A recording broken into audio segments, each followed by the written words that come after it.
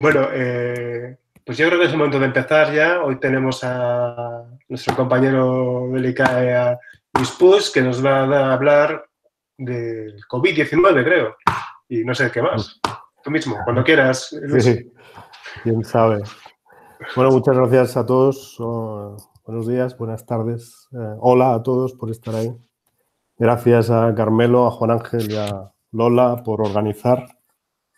Me disculpo porque todo esto va a ser en español, porque bueno, no es un paper, es un corta y pega de unas cosas que hemos estado escribiendo estos días y estaba todo en español, la verdad. Entonces, era mucho más fácil, espero que no haya inconveniente. Bueno, creo que os voy a contar sobre todo cosas que sabéis, así que dejadme justificarme primero de qué viene la charla. Entonces, bueno, como todos sabéis, el día 11 de marzo irrumpió con mucha fuerza el COVID-19 en España. Nosotros lo sufrimos directamente con el cierre de las universidades. Y lo que nos encontramos es que todas las alarmas que llevaban pues, más de un mes encendidas, avisando, pues se encienden a la vez, ¿no? Entonces, bueno, en ese momento, ¿no?, con Antonia Díaz, mi colega de la Carlos III, nos ponemos en marcha para empezar a pensar en estas cosas y tratar de contribuir, que es, dado que somos economistas y tenemos bastante poco papel en la emergencia sanitaria, desde luego, pues, en fin, pensar como economistas en estas cosas, pues es lo máximo o lo mínimo que podemos hacer. Y salimos enseguida con un post en Das Gratis, que algunos habréis visto, el día 13. Y luego, pues, vinieron más posts para ir explicando cada vez más cosas que habíamos dicho y algún artículo de prensa más divulgativo. A la vez, con nuestro colega Jesús Ruiz, pues también empezamos a hablar de cosas un poco más detalladas con los datos que tenemos. Pues claro, una dificultad grande que tenemos ahora es que no hay datos macro, empiezan a salir alguna información mensual muy limitada y desde luego mucho menos hay datos micro. O sea que si queremos empezar a decir algo, pues tenemos que buscar dónde hay. Como con Manu García y Nacho Conde habíamos en su momento mirado a las series diarias de afiliación a la Seguridad Social y a las altas y las bajas, pues lo primero que pensamos es volver a mirar ahí. Así que estos días hemos salido con un documento de seguimiento de la afiliación con los datos de marzo, datos diarios, de lo que voy a hablar un poquito. Y luego también con Laurentiu y Jesús, pues llevamos tiempo trabajando en cuestiones relativas al mercado inmobiliario, que en algún momento empezarán a ser más públicas y que enseguida adaptamos a la cuestión de la crisis sanitaria, ¿no? Y aunque lo había preparado, pues creo que no me va a dar tiempo a hablar de esta parte. Pero bueno, en todo caso, para informaros un poco de dónde nos estamos moviendo y a ver qué sale, ¿no? Bueno, entonces, respecto a los datos, lo primero que tenemos, claro, esto ocurre en tiempo real y hay que seguirlo pues, de una forma muy, muy rápida. Entonces, lo primero que miramos son las series diarias de afiliación a la Seguridad Social que publica el Ministerio los primeros días del mes vencido, ¿no? O sea, que los últimos datos que tenemos son los que tenéis ese gráfico, que igual no se ve muy bien. Están ordenadas los afiliados, el número, el stock en millones. Y lo que hemos hecho ahí es pintar varios años, los más recientes, que son los más representativos. Si os fijáis, es los datos cada día solo laborables, los festivos no están.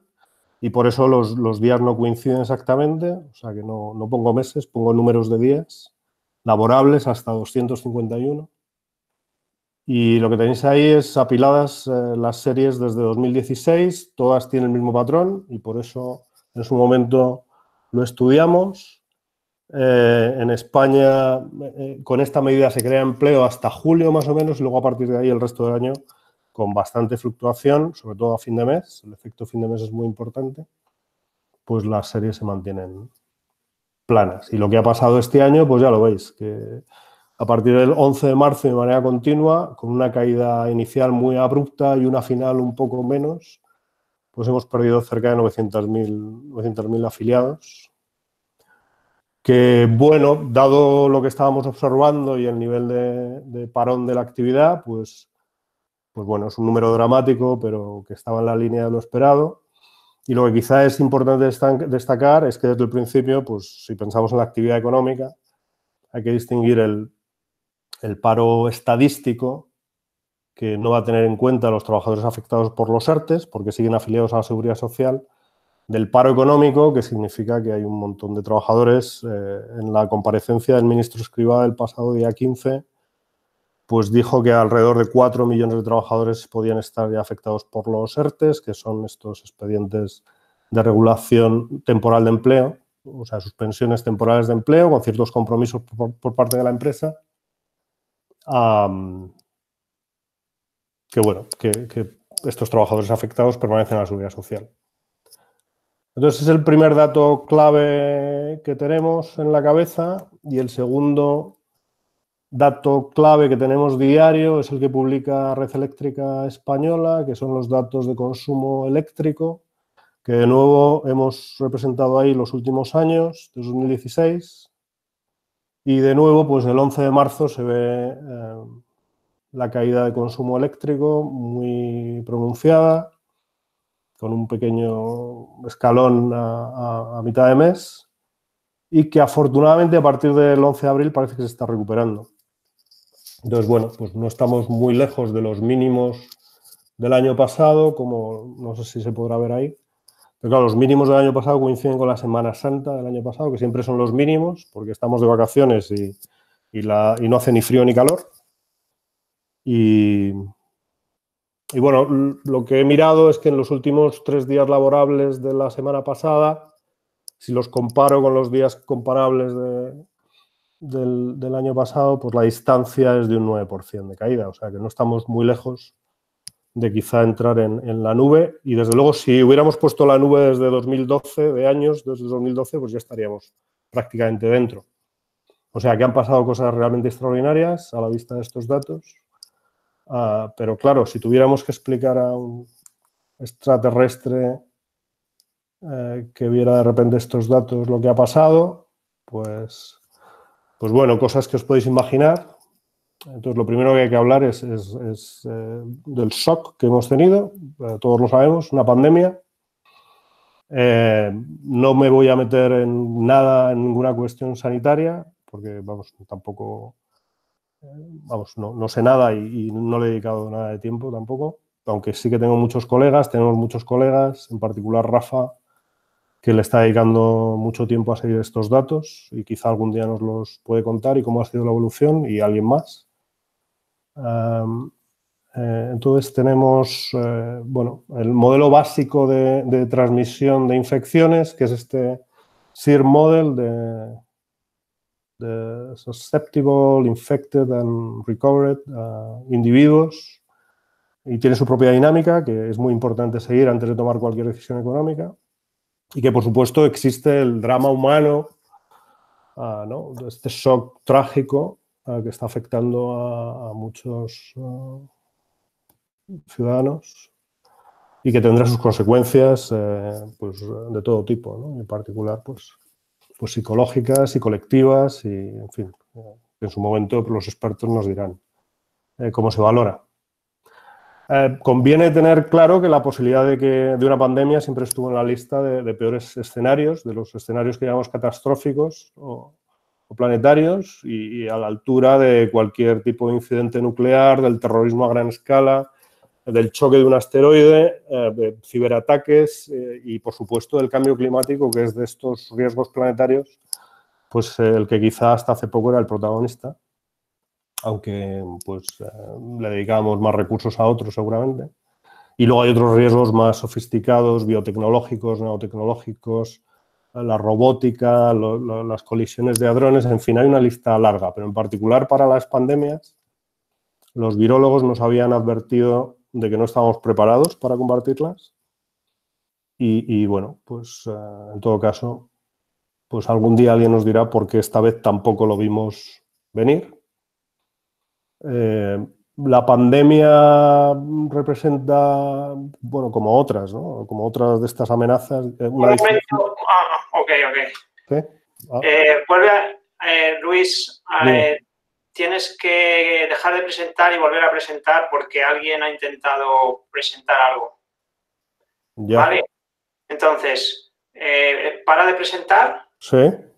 Y vuelves a iniciar la presentación con esta diapositiva. ¿Con esta diapositiva? Con esta diapositiva, sí. Vale. A ver si funciona.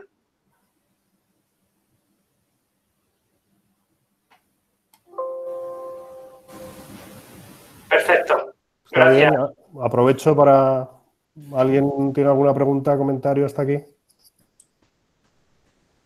Bueno, pues entonces sigo por el final, ¿no? Y bueno, la idea que quería añadir de esta parte es que, bueno, pues lo que hacemos los economistas enfrentados a estas cuestiones es acudir al análisis coste-beneficio para tomar decisiones, pero lo que pasa casi siempre con estas cuestiones es que necesitamos superar ciertos umbrales para poder empezar a aplicar este tipo de análisis. Pues claro, los riesgos, ¿no? Esta idea de que los riesgos en este caso pues tienen, ¿no?, colas altas, así que la probabilidad de que ocurran eventos ¿no?, pues insoportables es relativamente grande y por tanto pues tenemos que tener claro cuáles son los umbrales a partir de los cuales utilizar, como digo, análisis coste-beneficio, ¿no?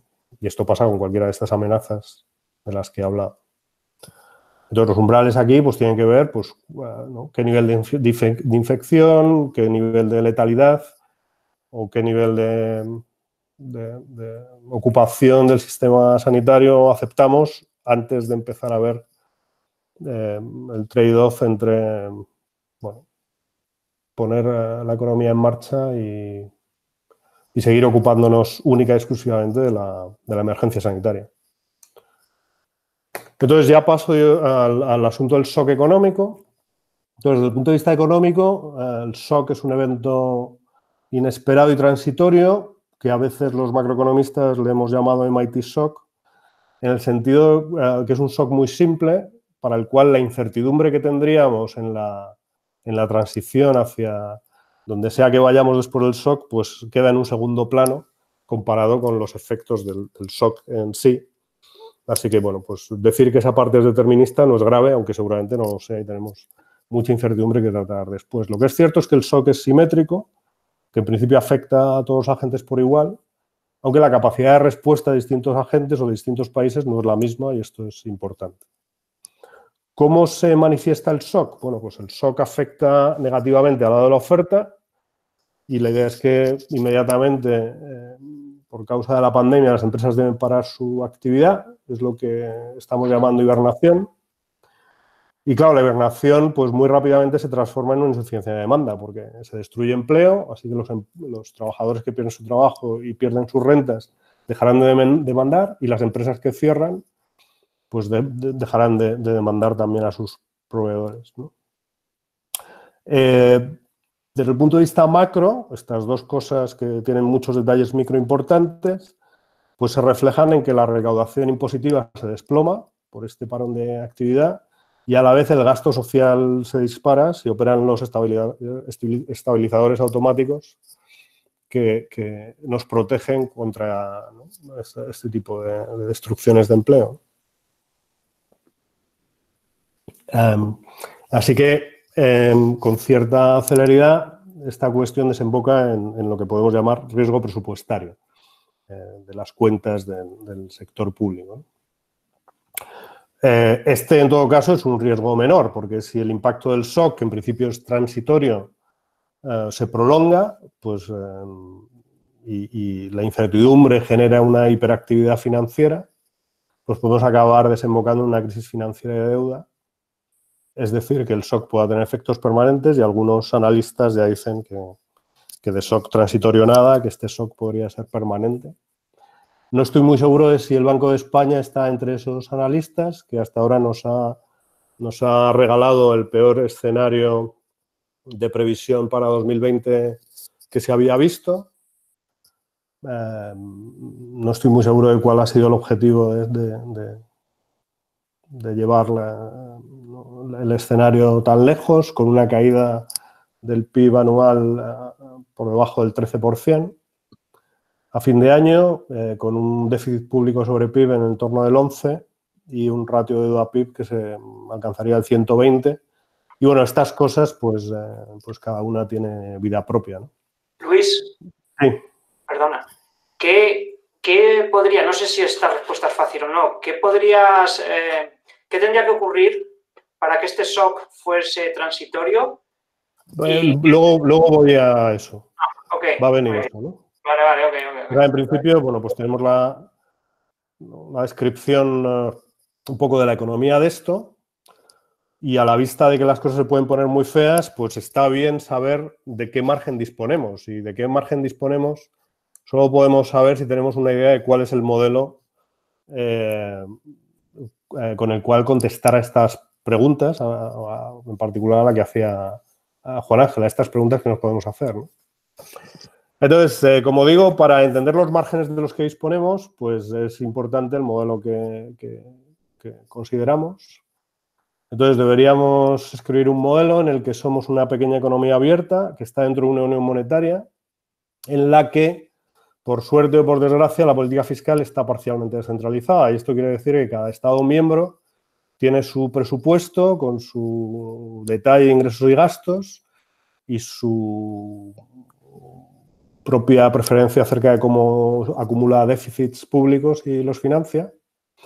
O sea que esto es un detalle muy importante que tenemos que tener presente cuando criticamos a veces a nuestros socios europeos. Pero es que además se da el problema de que cada miembro de la Unión no solo no hay esta coordinación fiscal, sino que retiene su soberanía.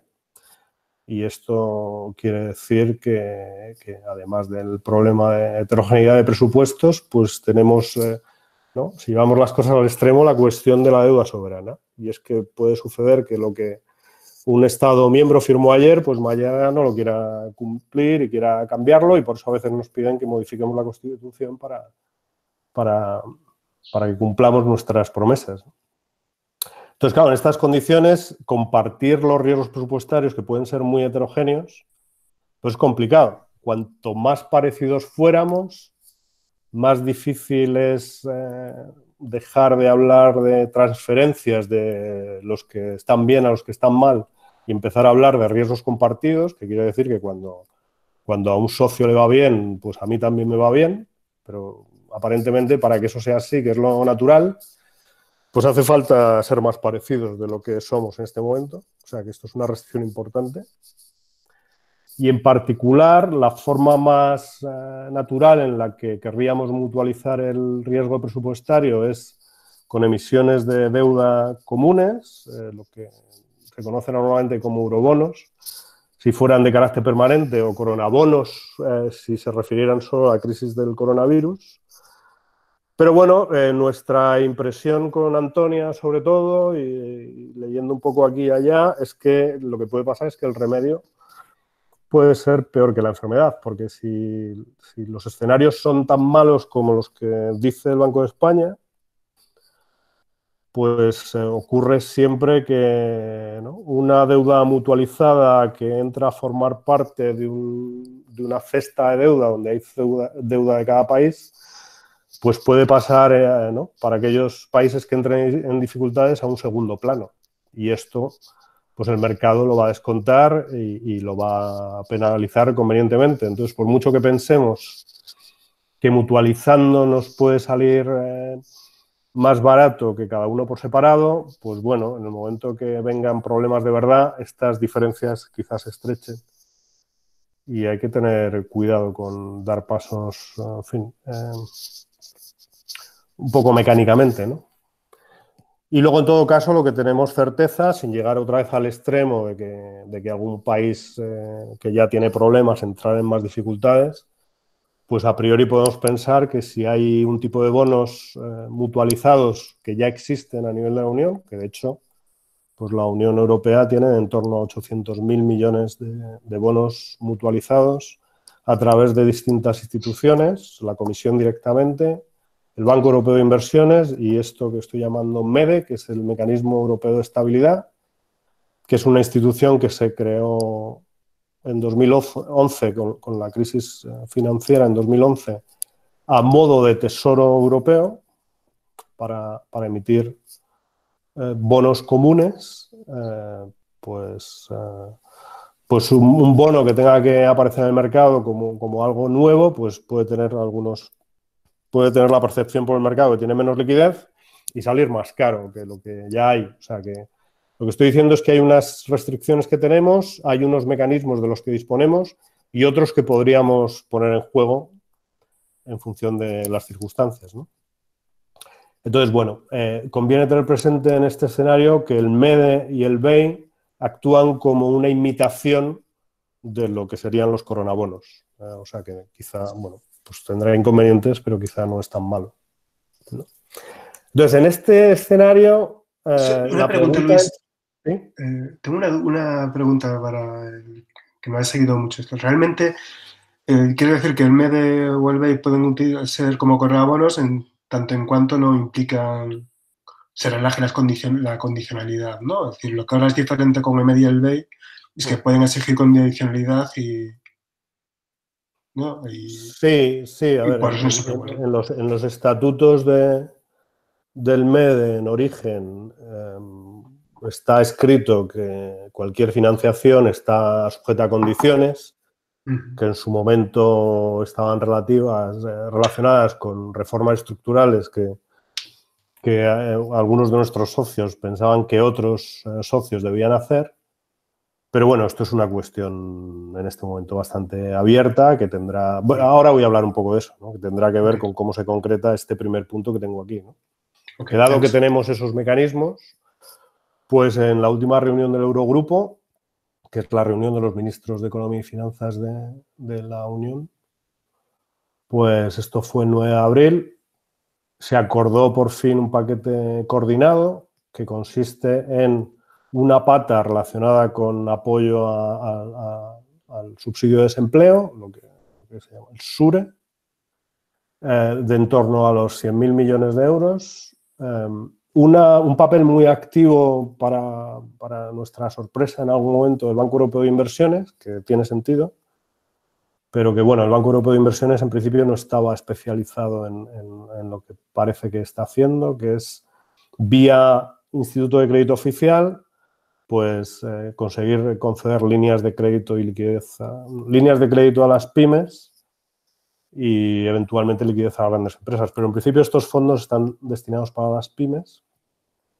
Y luego tenemos el mecanismo de estabilidad que pone encima de la mesa 240.000 millones de euros, que parece que de momento no se está yendo muy deprisa por ellos, porque con el dinero del SURE y parece que fondos propios, aunque lentamente se cubre las emergencias de la política de rentas, pero que no podemos descartar que si hace falta más recursos, pues puedan venir de ahí. Y bueno, el inconveniente, aparte de lo que apuntaba Carmelo de la condicionalidad, de lo que se ha hablado mucho, pues es que ahí sí que hay intervención del Estado en las líneas de crédito del ICO, no directamente, son garantías y avales, pero aquí sí serían deuda adicional que se tiene que incorporar a nuestro stock de deuda soberana, ¿no? Entonces, bueno, algo vendrá de esto también. Entonces, el caso es que mañana jueves se reúne el Consejo, es decir, los presidentes ya de la Unión. Y bueno, sobre la mesa hay en particular algo de lo que no voy a hablar mucho hoy, que es la posibilidad de que haya varias formas de fondos ya para lo que viene después, que es el corto medio plazo, con algo de lo que se está hablando, lo que habla el Gobierno de España, que es deuda perpetua. Vamos a valorar qué es eso de deuda perpetua. Y en todo caso tenemos todavía mucha incertidumbre sobre cómo van a ser las próximas semanas, ¿no? Entonces, bueno, lo que sí que podemos hacer ahora es esas cifras que son para la Unión Monetaria, que significan en términos de España. He destacado que estos días algún analista ponía encima de la mesa que quizá este año necesitemos emitir 300.000 millones de euros de deuda bruta y lo ponía encima de la mesa diciendo que eso podía ser una cifra extraordinaria. Pero bueno, yo creo que a nosotros no nos lo parece tanto, ¿no? Pues si revisamos un poco los números, tenéis ahí en esa tabla una comparativa entre 2011 y 2019,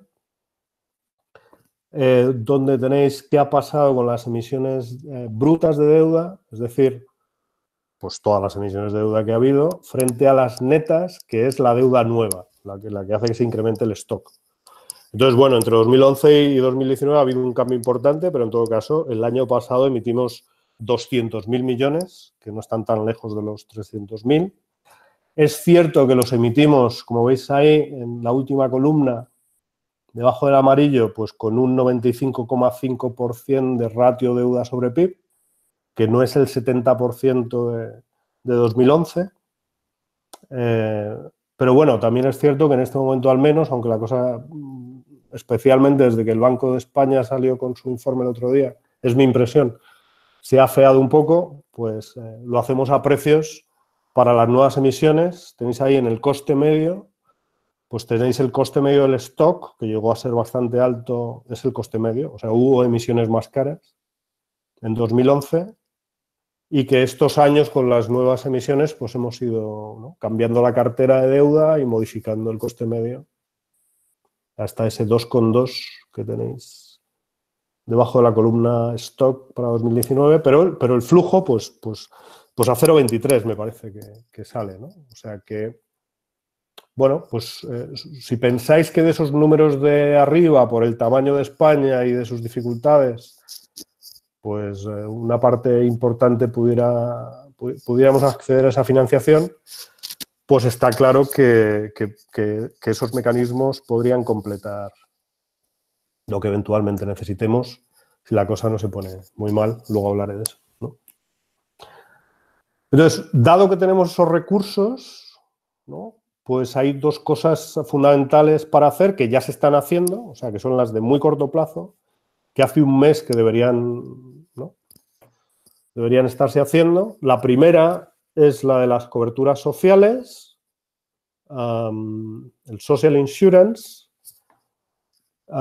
que consiste en que, por supuesto, debería ser prioritario a corto plazo sostener las rentas de trabajadores autónomos y microempresas, menos de 5 trabajadores normalmente. Parece que los ERTEs fundamentalmente y la operativa del seguro de desempleo, aunque sea con retraso, están funcionando y cubren esa parte. Además, como he dicho, tendríamos el apoyo del SURE, de la Comisión Europea, el apoyo para subsidio de desempleo. Y lo que decimos es que eventualmente los fondos MEDES, si hiciera falta, podrían entrar por aquí.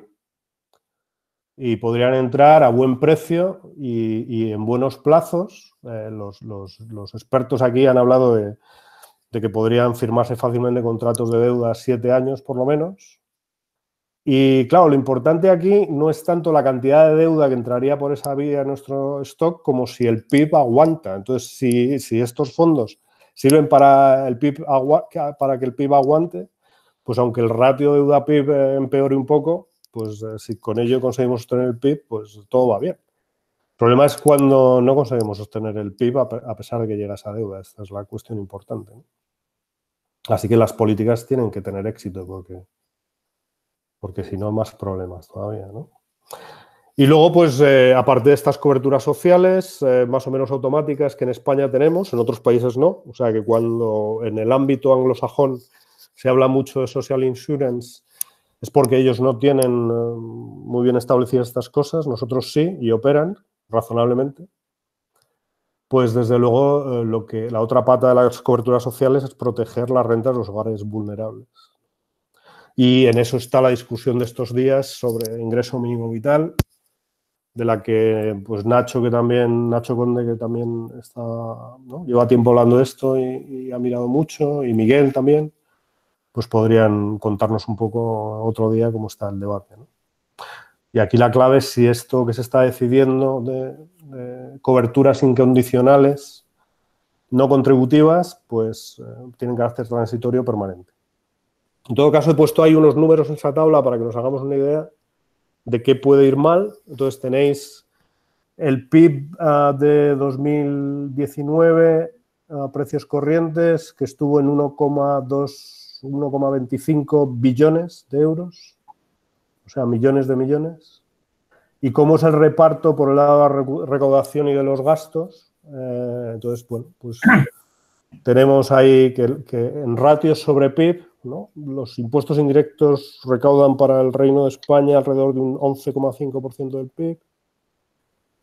O sea, representan un 11,5 sobre el PIB, 11,8, 12,8 para las cotizaciones. Y claro, aquí la parte importante es esto caería, cabe esperar, sobre todo si nos movemos un escenario que he puesto ahí del menos 8%, que podría ser el escenario negativo de referencia. Ahora lo vemos también. Y claro, el problema es qué va a pasar con las transferencias. ¿Sí? ¿Hay una pregunta? Sí, de aquí de Uruguay, Conrado. Buenos días. Conrado, ¿qué tal? Y buenos mediodías por ahí. ¿Cómo les va? Me pierdo un poco con las siglas. ¿Qué quiere decir ERTES? Esto es en España tenemos un mecanismo por el que puede haber una suspensión temporal de empleo, de manera que los trabajadores es como si siguieran trabajando, pero ahora cobran una parte de su sueldo de dinero público. No se les da de baja en afiliación a la Seguridad Social, pero una parte importante del sueldo la reciben ahora del dinero público. Una especie de seguro de desempleo viene a ser. Sí, es un seguro de desempleo para gente que no se queda desempleada desde el punto de vista estadístico. O sea, claro, no salen en la estadística de parados, pero no están trabajando. Está perfecto. Muchas gracias, Luis. Perfecto. ¿De qué? ¿Alguna cosa más? Bueno, pues, en fin, que las transferencias podrían subir mucho y la parte... ahí están separadas. O sea, que las transferencias totales son el 16,7 y el 1,5 en 2019.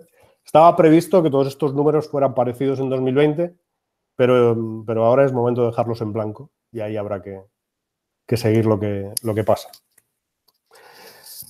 Y luego la segunda idea a corto plazo de la que Antonia y yo hemos hablado mucho estos días es la idea de compartir riesgos, ¿no? Y este compartir riesgos no tiene que verse compartir riesgos siempre es algo dinámico, pero hay que verlos muy a nivel de los agentes. Y es que lo que estamos diciendo es que los bancos y las empresas pueden conceder créditos o haciéndolo, refinanciando a sus clientes y a sus proveedores, lo que consiguen es cubrirse ellos mismos de riesgos que van a llegar después.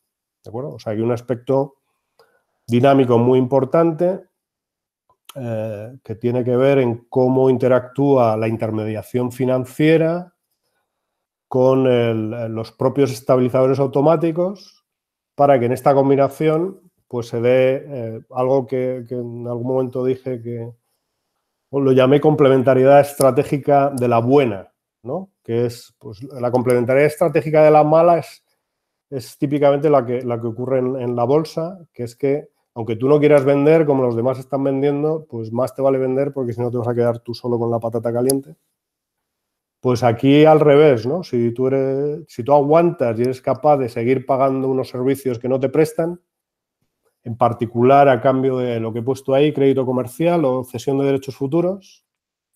Así que si Meliá Hoteles sigue pagando a quien le hace los servicios de mantenimiento y limpieza, a pesar de que tiene los hoteles cerrados, a cambio de, puesto que el SOC es transitorio, servicios futuros, pues vamos a conseguir suavizar mucho el riesgo individual asociado a este SOC, ¿no?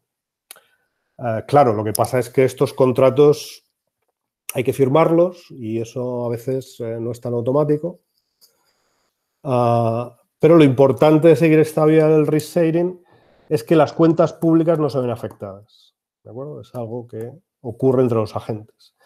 Para que estos contratos se firmen más deprisa, pues lo que tiene que estar muy claro es cómo llegan las garantías y los avales públicos. El ICO se quedó muy deprisa corto de fondos la información que tenemos es que el BEI ya está inyectando fondos al ICO para que el ICO siga firmando garantías. No sé muy bien si en esas garantías va a quedar claro que si es la gran empresa, el ejemplo que ponía de Hoteles Meliá, la que entre en este canal de crédito comercial, pues supongo que una parte del riesgo la debería asumir la gran empresa. Quizá la del sector turístico no es la que está en mejores condiciones para hacerlo.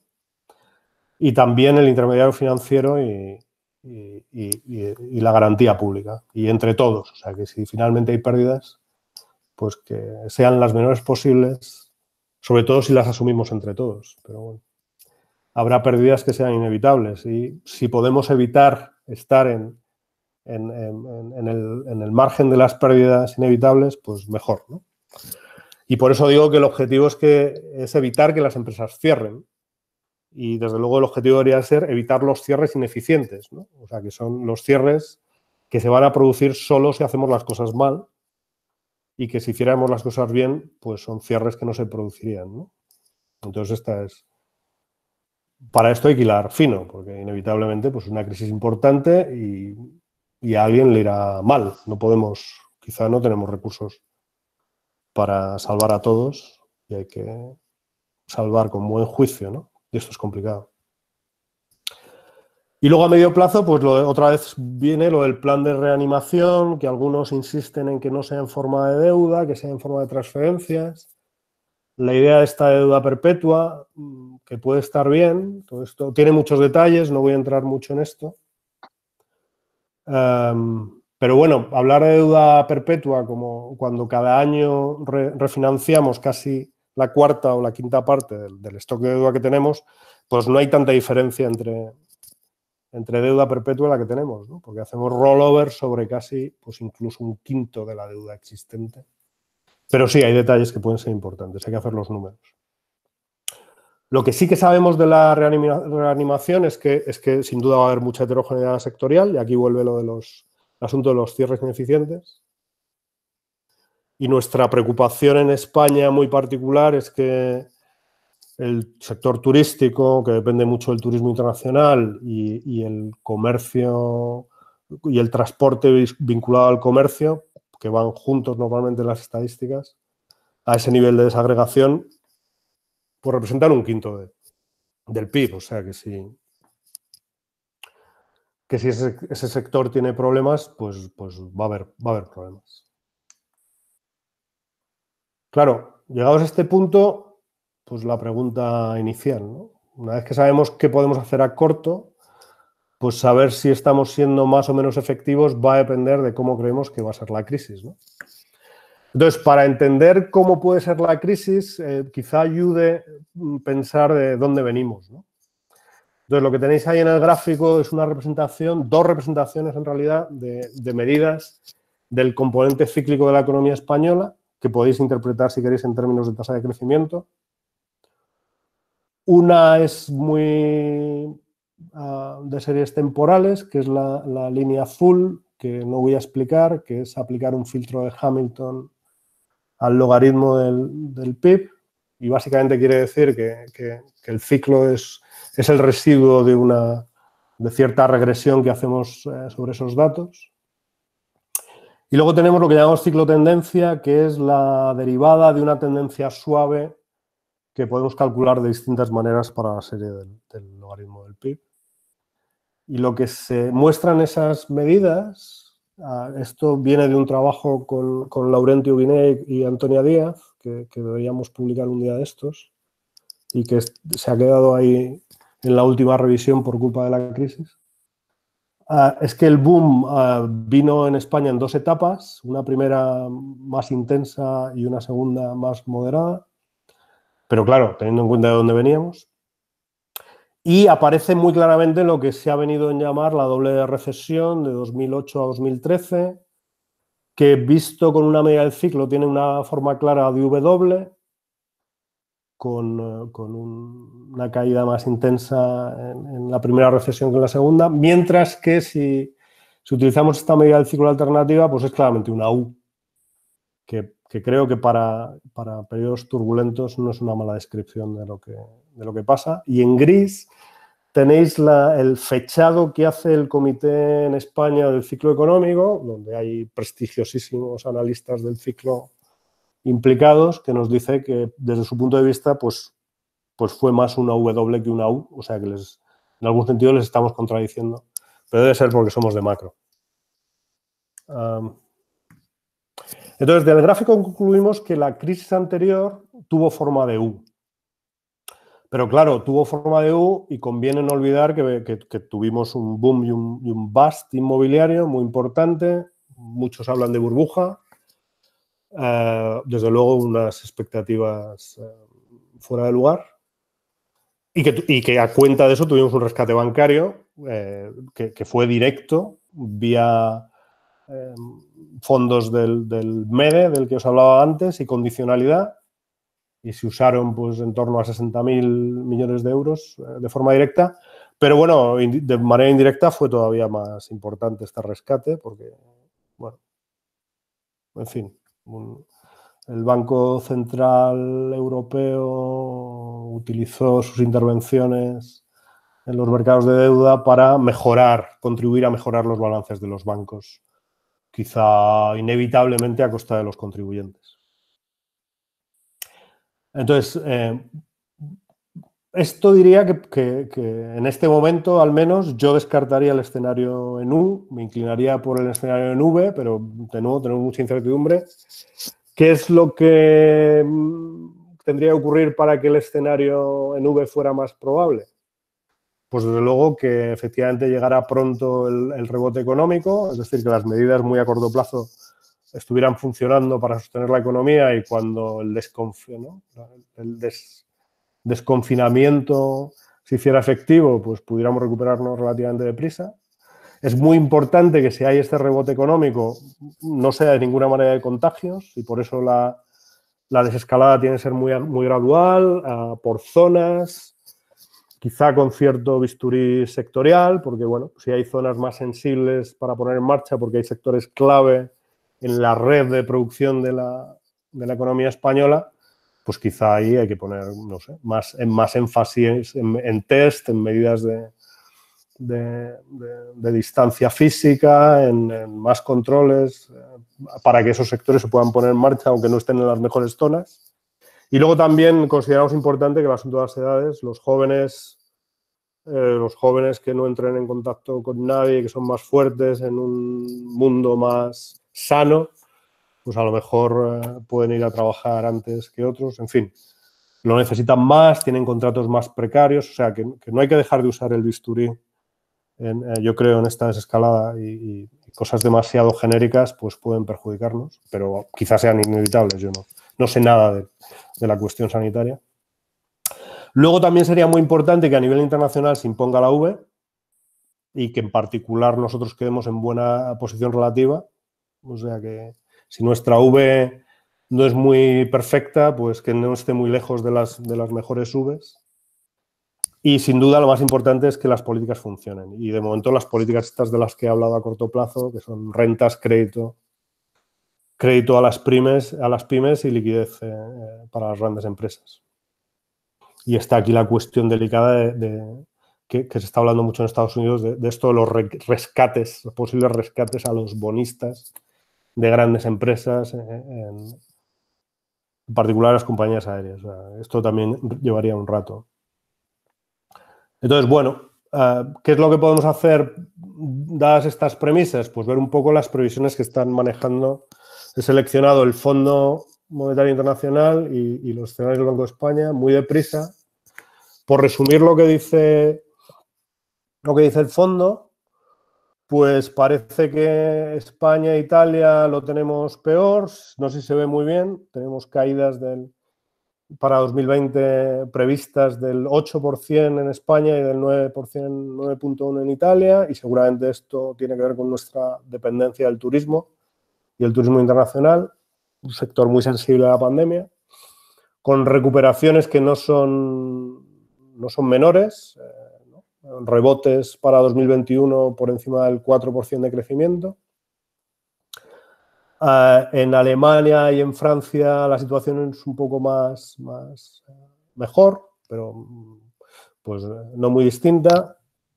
Y lo que es interesante, por ejemplo, es que en China, pues a pesar de que esta caída de este año va a ser dramática y dramática para sus tasas de crecimiento habituales, pues el rebote también se espera que sea muy intenso y esto puede tener ciertas ventajas para todos si es así, confiemos que esto sea. Entonces esto respecto al fondo.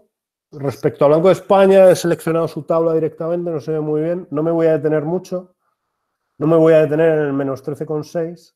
Me parece interesante lo que dicen del escenario 2 y el 3, el 2 ya es bastante feo, pero los rebotes otra vez son muy importantes. Y lo que dicen es una cierta proporción de empresas no logran evitar que las dificultades de liquidez se transformen en problemas de solvencia. Esto es lo que estamos tratando de limitar a corto plazo y confiamos que si la situación no se prolonga, esto sea evitable. Y todavía más evitable el siguiente escenario, que es el más preocupante, que es que, bueno, una proporción de empresas todavía mayor entran en estos problemas de solvencia y se ven obligadas a cerrar. Entonces, ¿cómo podemos resumir el a dónde vamos? Pues, diría que la crisis en España puede verse como una U, la crisis de 2008-2013 puede verse como una U o como una W también. Y siguiendo a Finn Kindle en una entrevista que hacía para La Vanguardia hace unos días, la pregunta ¿es esta vez diferente? Pues yo creo que sí, que España se sabe enferma de virus, pero está mucho más sana que estuvo en 2006, tras pasar 10 años detenida tecnológicamente. Esta parte en paréntesis es mi lectura de lo que dice Finn. Parece que, aunque no son nada optimistas, las previsiones del fondo y los escenarios del Banco de España apuntan a Vs más o menos imperfectas. Y luego la L, que sería muy mala, que es que caemos y no recuperamos, o la raíz cuadrada, que la interpreto como la pinta látex, que es que la barra de salida es más alta que la de entrada, pues no están ahora mismo en la... O sea, que esa es la raíz cuadrada. No sé si alguien hace las raíces cuadradas de otra manera, pero esta es mi preferida porque es la que hace LaTeX. Bueno, ¿y qué pasa si la V se nos va de las manos?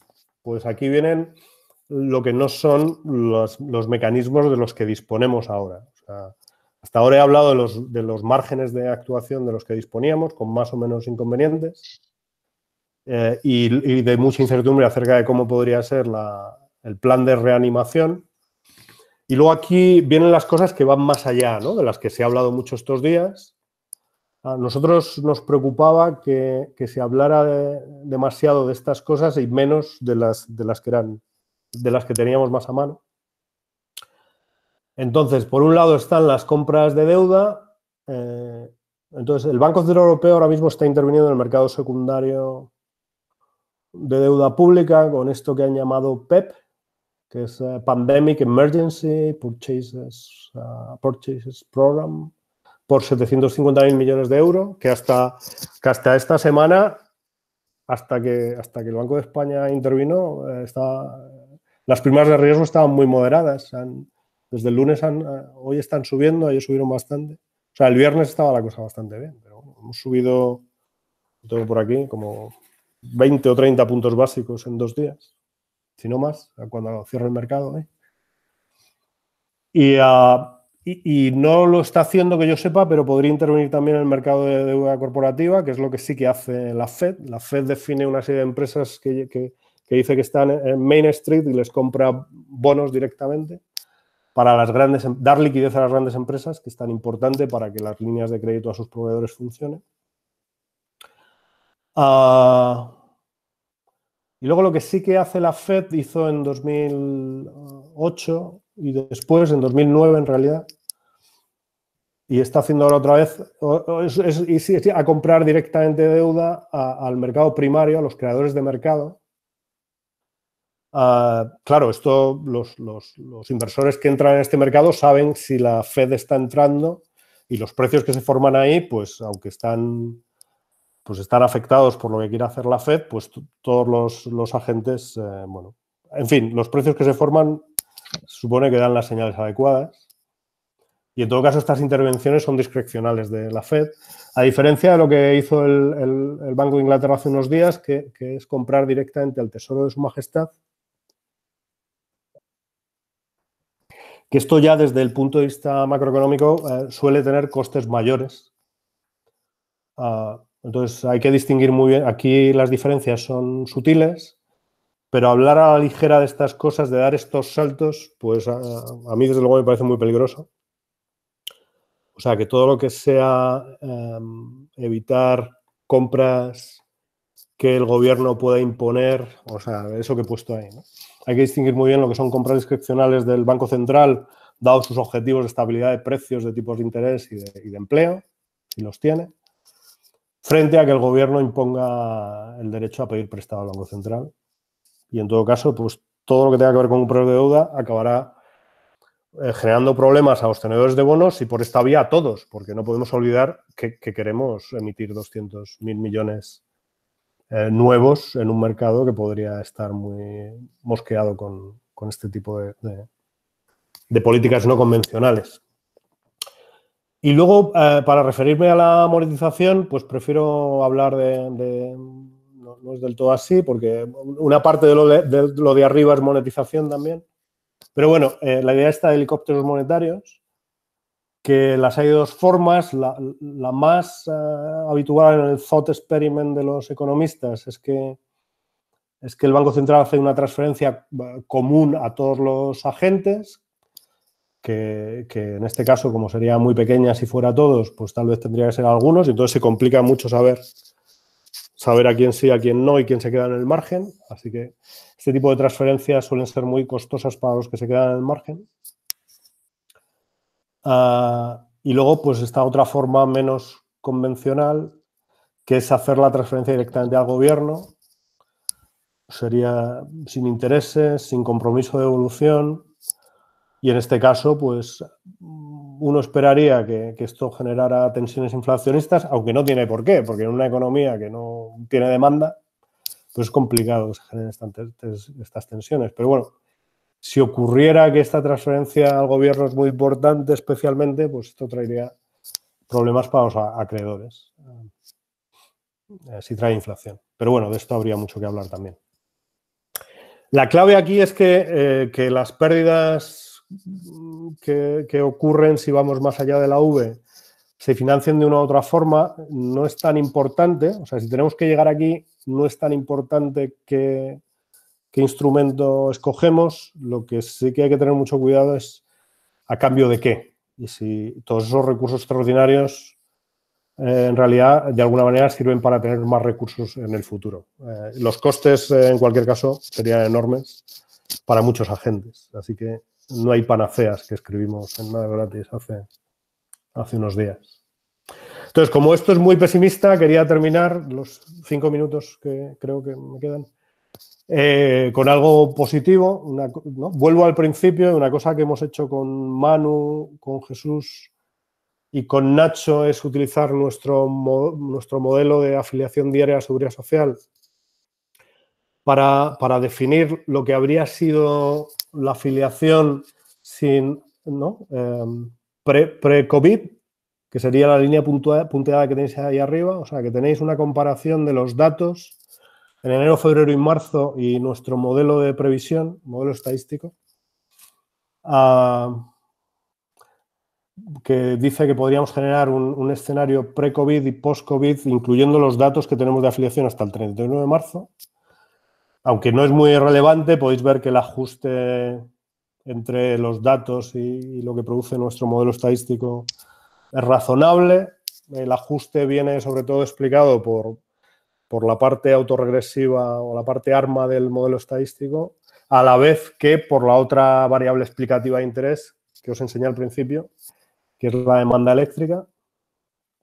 Y con eso nos atrevemos, como los datos de demanda de consumo eléctrico sí que los vemos en tiempo real, pues con nuestra estimación con datos hasta el 31 de marzo y los nuevos datos de demanda de energía, generamos una previsión, que es esa que tenéis ahí, que sugiere, por los mecanismos del modelo que estamos utilizando, que la afiliación podría haber tocado suelo a fin de mes pasado. Y en particular el modelo, como tiene un efecto de principio de mes muy fuerte, pues a pesar de que la demanda de energía todavía estaba cayendo a principio de abril, pues la composición de estos dos efectos hace que la situación sea estable, y ya cuando el efecto de principio de mes pierde fuerza, pues tenemos un poco de caída. Veremos qué pasa cuando añadamos unos días más de datos o todos los datos del mes de abril. En todo caso, no podemos descartar un escenario que es ad hoc, que es que si abril se pareciera más a la segunda mitad de marzo, pues tendríamos algo parecido a lo que tenéis ahí, que sería otra caída de afiliación de otro 500.000 más o algo más de afiliados a acompañar de los trabajadores sujetos a ERTES. Luis, una pregunta. Este supuesto pesimista tiene en cuenta el repunte que ha habido ya a finales de abril de la electricidad, ¿o no? Sí, sí lo tiene, pero claro, poner ahí la reproducción del patrón de fin de marzo es demasiado fuerte como para que compense. No, pero aquí en ninguno de estos dos escenarios está el repunte, que es a partir del 12 de abril, ¿vale? O sea, que entran 2 días de repunte, un poco más. Y no es suficiente para compensar la pérdida el efecto del principio de mes. ¿Alguna cosa más? Vamos, todo esto en el documento que está ahí citado está todo bien explicado. Mejor que explicado ahora. Y una noticia de hoy que me parece muy positiva. Confiemos que empiece el tiempo de algunas noticias y un poco de publicidad local. Pero bueno, parece que SEAT va a hacer estos días todos los test PCR que pueda para ver si pueden volver gradualmente a la actividad, abrir la planta a partir del lunes. Entonces, si no hay preguntas... Yo tenía una pregunta, pero es muy sencilla. ¿Tienes idea de cuánto representa el sector turístico en el PIB español? Bueno, he puesto ahí de turismo y comercio y transporte porque separarlo habría que desagregar mucho. Normalmente se considera así el VAP, el valor añadido bruto de ese sector, y es como 1/5 del valor añadido bruto total. Ya, ¿y la construcción? Para tener una referencia, eso sí que la lo sabes. La construcción es menos de la mitad de eso. Lo que pasa es que, claro, decir la construcción, cuando la construcción está por todas partes en manufacturas, igual, ¿no? Hay que ir a más desagregación.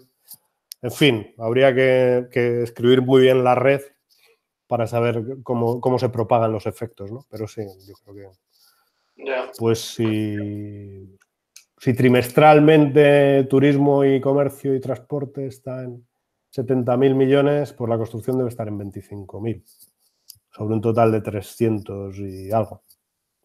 ¿Vale? Trimestral. Es difícil pensar que el turismo se vaya a recuperar antes de final de año y sin vacuna incluso, yo diría peor, ¿no? Sin una vacuna.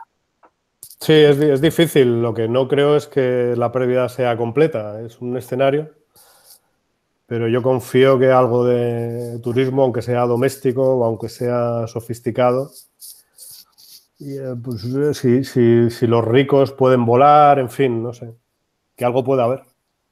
Ya. Quiero decir que entiendo, el otro día con Juanjo Ganuza hablábamos de esto, ¿no? De qué hace falta, cuánto pasaje hace falta para que un avión vuele a distancias cortas y quién está dispuesto a pagar unos pasajes reducidos, y si estos pueden ir a un hotel donde nadie se vea ni se toque. No. Son muchos detalles. Yo no descartaría que algo de recuperación para el sector pueda haber. Y a nivel doméstico, pues a mí me gustaría que en verano estuviera a cierta capacidad funcionando. Ya. Pero bueno, hay mucha incertidumbre, no sabemos. Ya. Gracias. Muy bien. Bueno, entonces termino con estos comentarios. El primero es que pues necesitamos la mayor transparencia posible, y en particular en lo que se refiere a la parte sanitaria. Y esto contribuirá a reducir cualquier conducta de pánico, que es muy dañina para la economía, y también la hiperactividad financiera.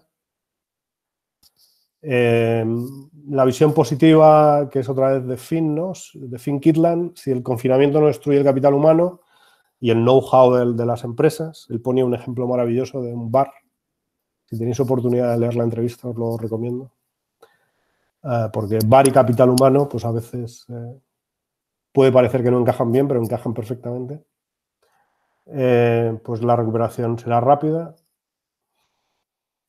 Algunas lecciones que podemos extraer de esta emergencia es la importancia de que cuidemos, sobre todo a nivel de la eurozona o de la Unión Monetaria, de la Unión Económica Monetaria Europea. La sanidad pública debe ser un sector estratégico. La política industrial tiene que ser un sector estratégico, porque estar sometidos a estas rupturas abruptas de las cadenas de suministro, esto debería ser una gran lección para un diseño coordinado de la política industrial, al menos en la zona euro.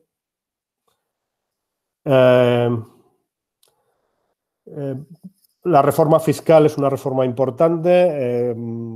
Nuestros defectos en esta parte, en términos de recaudación y de eficiencia en el gasto, nos ponen en evidencia frente a nuestros socios europeos cuando les pedimos eventualmente que compartan el riesgo o transferencias.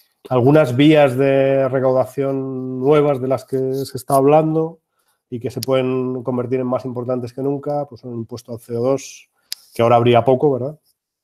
Viendo lo que pasa con el uso de combustibles fósiles. La tasa digital, que quizá en este momento pueda compensar lo que perdemos por el lado de CO2. Impuestos al plástico, otros impuestos, o sea que en fin, quizá es buen momento para pensar en recaudar de otra manera y mejorar cómo recaudamos lo que había.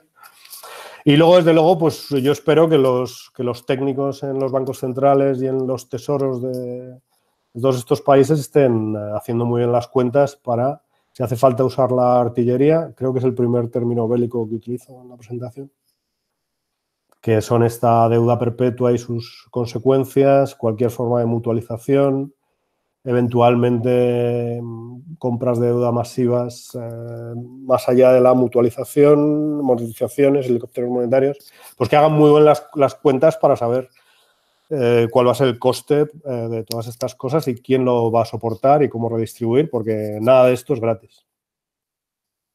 Y bueno, espero no haber sido muy intenso. Muchas gracias. Luis, tengo una pregunta. Mi pregunta es la siguiente. El Banco de España o el Banco Central Europeo, no sé cuál es que tiene competencia en este sentido, ¿no ha tomado alguna medida para asegurar la liquidez? Porque una cosa es la expansión primaria, que se haga de dinero, y otra cosa es que ese dinero fluya hacia los agentes económicos. Sí. Por ejemplo, aquí en Uruguay lo que se ha hecho es, se ha liberado parcialmente los encajes con la condición de que incrementen el saldo de los créditos. Sí, el Banco de España podría estar haciendo estas cosas de supervisión, que es, bueno, pues atendiendo a lo que diga el Banco Central Europeo, porque la supervisión está en parte delegada, pues ver si, bueno, los requisitos de capital para los bancos para poder ampliar sus líneas de créditos y demás, pues pueden ser, ¿no? Aquí el encaje, el coeficiente de caja no es algo relevante, pero este tipo de cuestiones de ver si los bancos pueden ampliar sus líneas de créditos, pues sí que lo es. Lo que no estoy al corriente de que el Banco de España esté muy activo en estas cosas.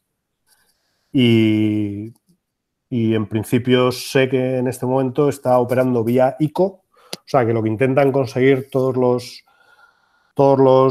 las empresas, pymes que están en problemas de liquidez es fondos de ICO que se canalizan a través de sus intermediarios financieros y que ahora ya tienen el soporte del Banco Europeo de Inversiones. Ese es el canal que está funcionando. O sea que el Banco Central Europeo tampoco está interviniendo ahí, sino que han sido estos fondos ICO que se quedaron cortos y que entiendo que se están ampliando con fondos del BEI. Pero si alguien tiene otra información...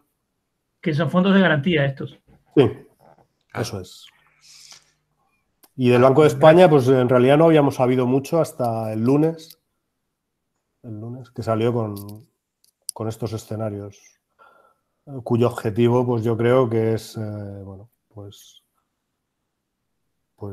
no sé, diría que en parte puede ser prevenir contra el gasto excesivo, porque claro, en una situación de crisis tan marcada como la del escenario 3, pues, en fin, las medidas de contención del gasto tienen que ser tenidas en cuenta, ¿no?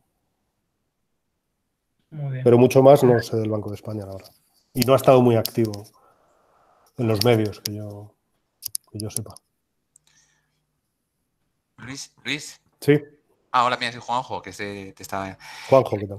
¿Qué tal? No, quería hacerte... a mí lo que no entiendo muy bien, o sea, no entiendo muy bien. Primero, creo que lo fundamental, efectivamente, es no caer en una crisis de deuda, ¿no? Desde el punto de vista macro, que eso se puede hacer mutualizando o, efectivamente, con ese tipo de... Porque entonces entras en una espiral que puede ser tremendo, ¿no? Digamos, la cantidad de recursos que dedicamos a tipos de interés pueden empeorarnos, Pero luego la segunda cuestión que me genera más dudas es, ¿se está hablando de un segundo plan Marshall o de generar una cantidad de dinero que es ingente si estamos con escenarios de que esto va a durar, pues eso, esperemos, 4 meses, 3 meses? Y realmente, como se dice, tenemos que sostener rentas más que hacer nuevas inversiones, ¿no? O sea, no... A mí me preocupan mucho los procedimientos para decidir cómo se hacen estas inversiones. Yo creo que el diablo está en los detalles, o sea, en muchas cosas. Con esa cantidad de dinero, esto va a ser muy complicado, porque lo que estamos hablando es, sobre todo, de sostener rentas, más que... Cuando estás hablando, por ejemplo, de política industrial, ¿quién va a tomar esas decisiones sobre política industrial? ¿Lo va a tomar Europa? ¿Lo vamos a tomar nosotros?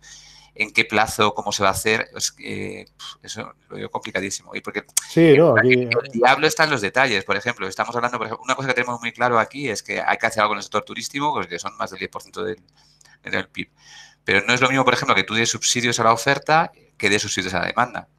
Y si das subsidios a la oferta, los malos y los buenos los reciben. Si los das a la demanda, pues a lo mejor parte de las empresas que se te caen son las menos malas. O sea, tendrías que hacer una especie como de sorting de las cosas buenas. Sí, sí. Y entonces es lo que acabas de decir tú, por ejemplo, para evitar que haya una cadena de quiebras, ¿qué tipo de reforma concreta hace falta en la ley? O cómo... Claro, por ejemplo, lo que te acabo de decir, por ejemplo, con respecto a la demanda, lo ideal sería poner el dinero lo más cercano posible al consumidor para luego sostener toda la cadena.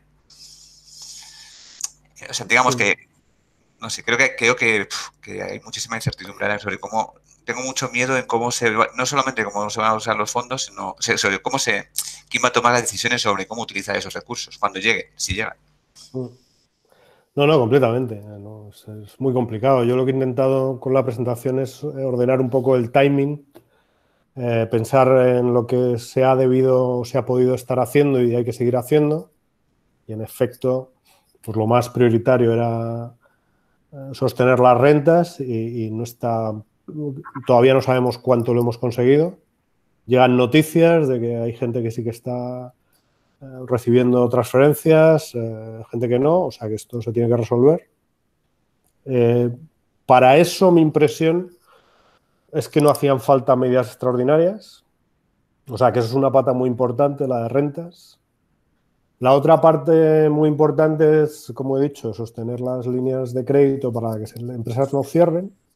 Y una vez que tenemos el corto plazo más o menos controlado, que empezamos a salir de ahora, o sea, ahora empezamos a pasar a la fase 2 aparentemente, pues ahí tenemos que tener la información de cuánto van a ir las cosas mal.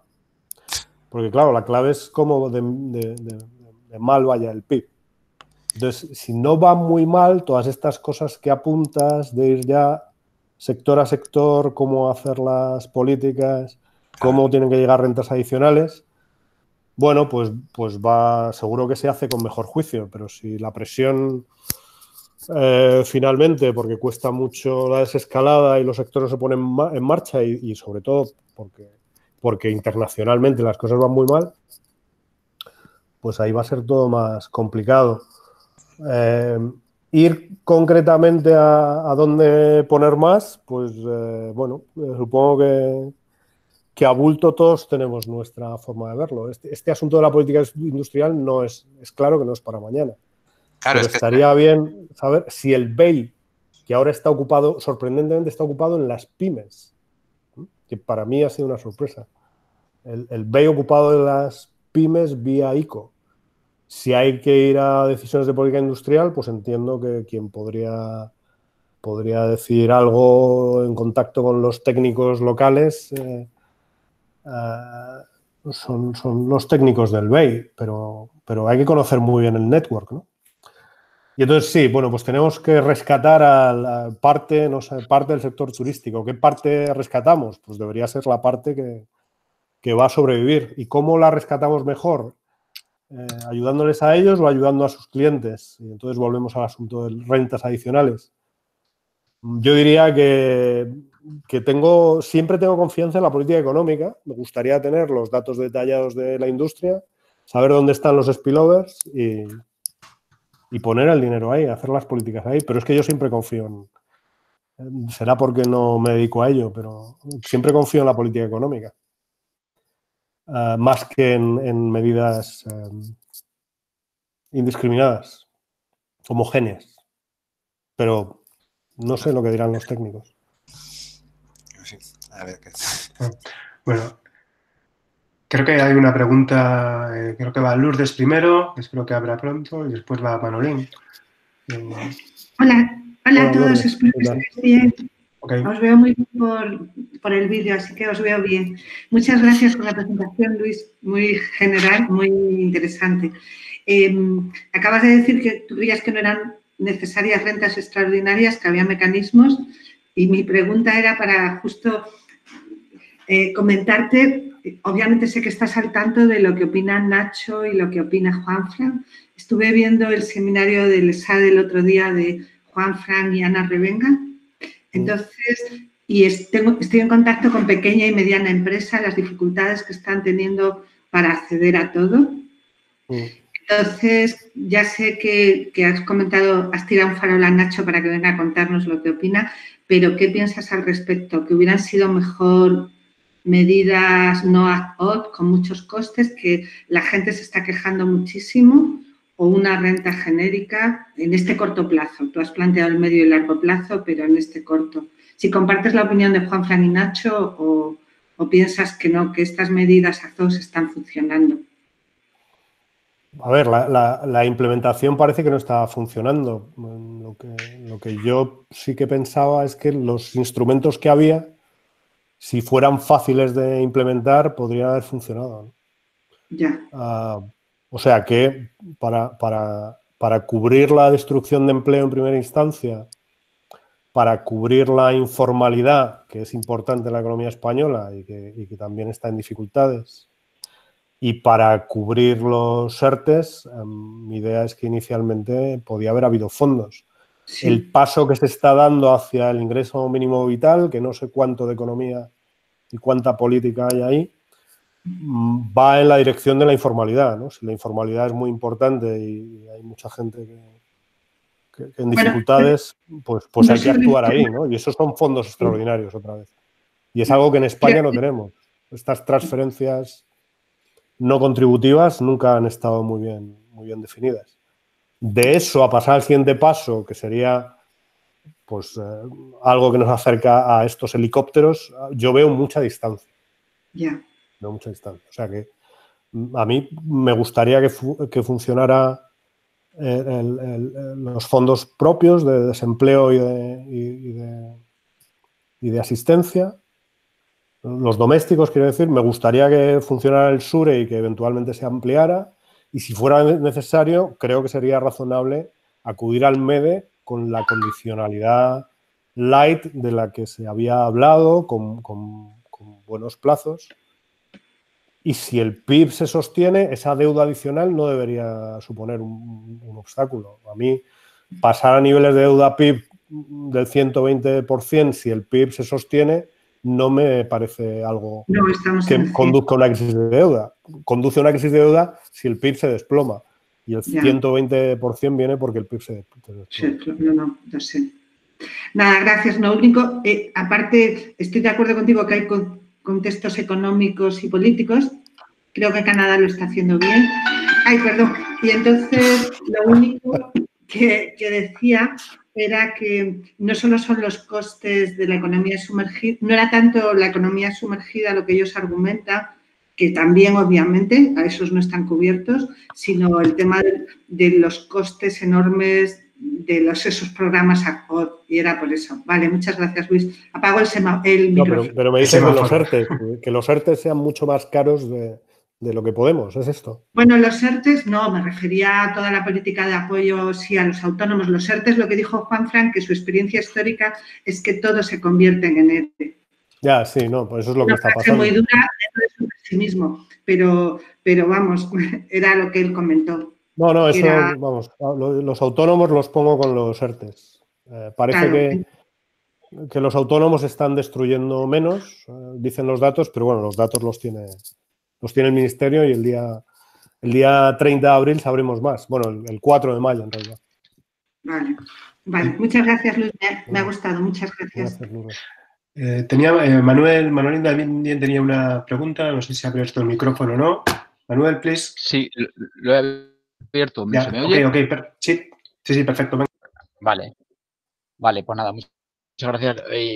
Muchas gracias, Luis, y me alegro de ver que estamos todos por aquí. Eso quiere decir que todos estamos más o menos bien.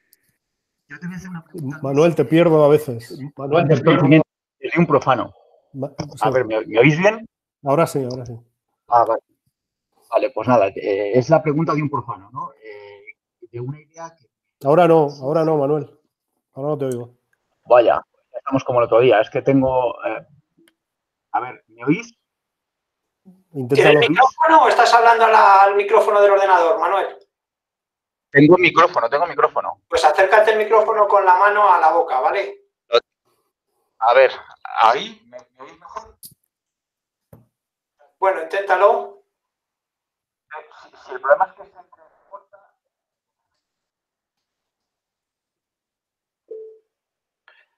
Sí. Igual si escribes la pregunta. Vale, voy a escribirla. Y mientras... Ok. Muchas gracias, ¿entiende otro? Sí, se oye mal. ¿Alguna cosa más? Mientras.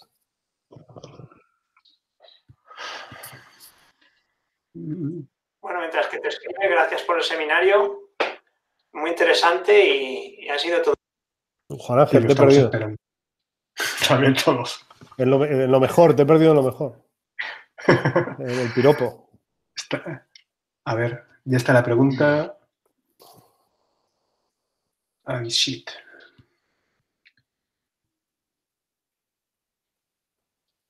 Kamal, por favor, mientras escribe Manuel, por favor. ¿Se me escucha? Sí, Kamal, sí. Venga, adelante. Vale. No, una idea que saco de... No sé si has mirado el paper de Straub, Mian y Sufi, que presentaron la semana pasada. Y claro, tenía la idea esta de la trampa de deuda, ¿no? Que tenemos esta imagen macro de que de que los tipos de intereses están bajísimos y tenemos muchísima deuda y que eso en principio no representa ningún peligro, pero cuando analizamos la composición de deuda entre, digamos, acreedores y deudores, pues el tema es que está a favor de la parte más alta de la distribución de riqueza, ¿no? Que es lo que en realidad se están beneficiando de este entorno.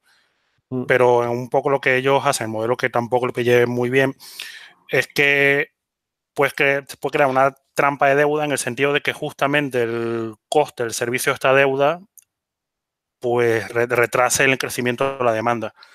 Y entonces todas las soluciones que estamos hablando ahora pasan por endeudarse. Y yo no me preocupo tanto del sector público, sino, por ejemplo, el del tema de la pequeña y mediana empresa.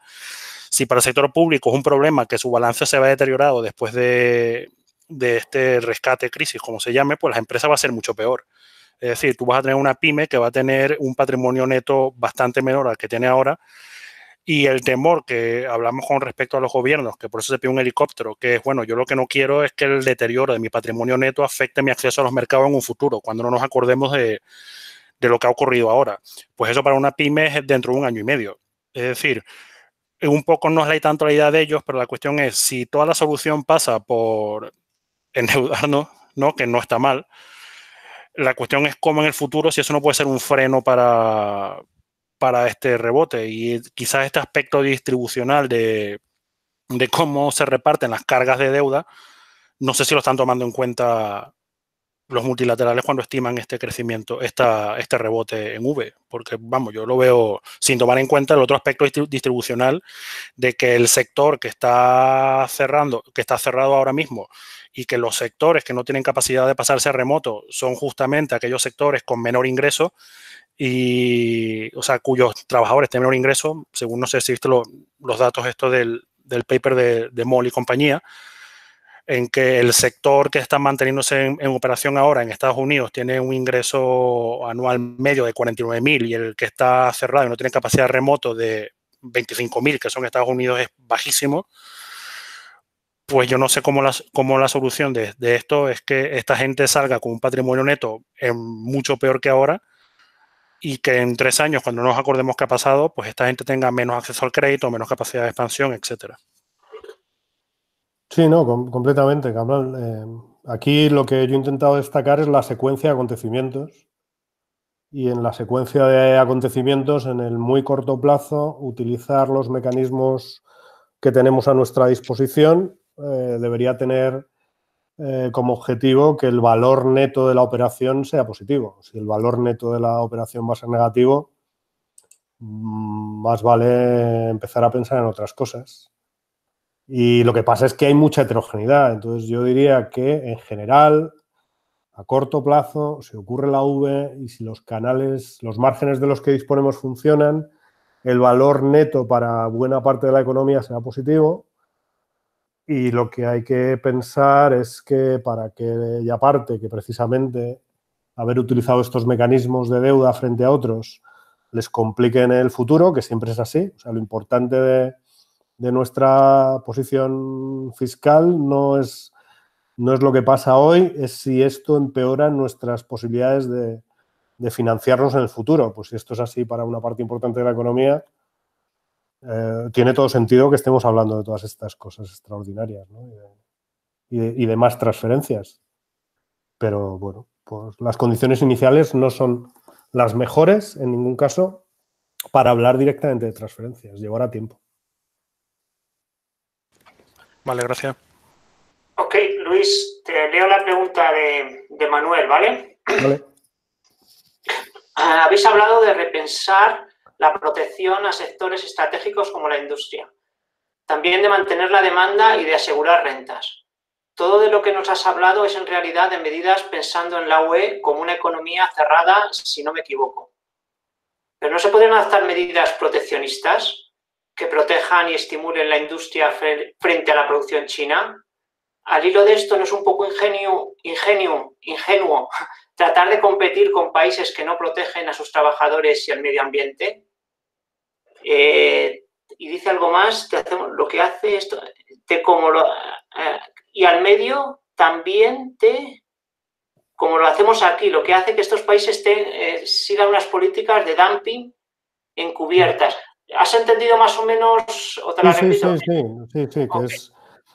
Esto que yo, vamos, que muchos, ¿no? Y que Juanjo también apuntamos de cuestión estratégica, ¿no? De política industrial, que es en el sentido de que de repente hemos descubierto que esto de las cadenas globales de suministro y de valor, pues quizá con una amenaza como esta hay otras, no funcionan bien y esto genera una disrupción enorme de la economía porque no estamos preparados para garantizar ciertos suministros que son clave cuando las cosas van mal. Eso es un paso, yo creo que es muy importante y creo que debería estar muy alejado del proteccionismo. O sea, el proteccionismo no nos va a ayudar. Una cosa es estratégicamente hacer diseños que nos protegen contra ciertos riesgos que no estábamos teniendo en consideración y otra cosa es pretender que las barreras al comercio nos van a poner en mejor posición. En cuanto al ejemplo que pone Manuel de la cuestión climática, esta es clave. Y esto se puede hacer siempre que se respeten los acuerdos de libre comercio de la Organización Mundial del Comercio. O sea, que si ponemos un impuesto al CO2 a una cierta industria, se le pone a la industria, pero tanto si produce aquí como en China. Otra cosa es las consecuencias que eso pueda tener. Lo que no podemos hacer es poner barreras al comercio fuera sin ponerlas en casa para productores que estén haciendo lo mismo, ¿no? O sea que una cosa es la política económica y otra cosa es el proteccionismo, y otra vez, pues el diablo está en los detalles y hay que escribir muy bien las cosas para dejar fuera el proteccionismo. Ok. ¿Has respondido? He conseguido transmitir tu pregunta, Manuel, y has respondido a tu... Bueno, son casi las 2:30. Yo creo que no es... que ya va siendo... Bueno, espera, Manuel... Sí. Yo soy muy fan de los impuestos al CO2. Muy fan. Okay. Manuel, ¿no? Es que he visto en el chat el comentario de Manuel. Yo soy muy fan. De hecho, he leído que alguien muy interesante decía una cosa muy buena, que es que ahora que el petróleo el precio del petróleo se ha ido transitoriamente a cero, y Trump sale a decir que quiere rescatar al sector, a la industria petrolera, pues los ambientalistas dirían que eso puede ser una buena idea siempre que garanticemos que todo ese rescate significa petróleo que se queda abajo de la tierra. O sea, que estaría muy bien nacionalizar esa parte para sostener la industria. Estaría muy bien, vaya, mejor si no hay que hacerlo. Pero a cambio de que ese petróleo no se queme. Era una idea que me parecía interesante a tener en cuenta. Eso va a quedar. Pero lo importante es que estos impuestos tienen que respetar los acuerdos de libre comercio de la Organización Mundial del Comercio para no tener problemas en primera ronda. Ok, bueno, yo creo que gracias, Luis, por la presentación. Ya son las 2:30, yo creo que ya es hora de comer. Y bueno, antes de despedir a Luis, os pediría que abriésemos todos los micrófonos, como hacemos siempre en vivo, y demos un aplauso cerrado a Luis por esta impresionante presentación. Bueno. Muchas gracias por estar ahí. Muchas gracias, Luis. Muchas gracias. Un placer.